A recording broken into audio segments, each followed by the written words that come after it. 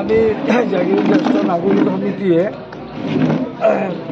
বিনামূলীয়া চিকিৎসা শিবিৰৰ আয়োজন কৰিছিলোঁ আৰু সেই শিবিৰ আজি 23 ফেব্ৰুৱাৰী তাৰিখে ইতিমধ্যে আৰম্ভ হৈছে। ইয়াত সম্পূৰ্ণভাৱে বিনামূলীয়াকৈ মানুহৰ চকু চিকিৎসা কৰা হ'ব আৰু চিকিৎসা কৰাৰ বাবে আমি গুৱাহাটী ERC আই কেয়াৰ হস্পিটেলৰ বিশেষজ্ঞ ডাক্তৰসকলক মাতি আনিছিলোঁ।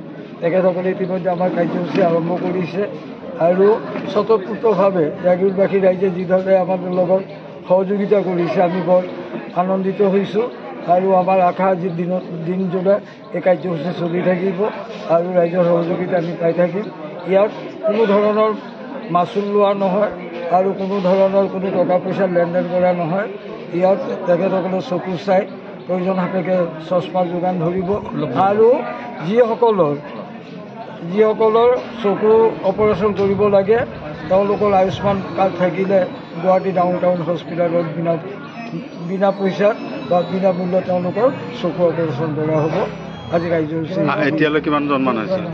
এতিয়ালৈ আমাৰ প্ৰায় 50জন মানুহৰ চকু চোৱা হৈ গৈছে আৰু 150মান মানুহ 150তকৈ আৰু বেছি মানুহ ইয়াত আমাৰ চকু দেখুওৱাৰ বাবে বহি আছে, ৰেজিষ্টাৰ কৰি বহি আছে।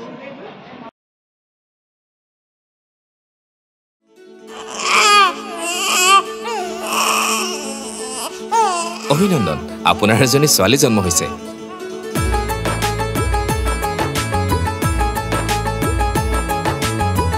লাহি পাহি এজনী পৰি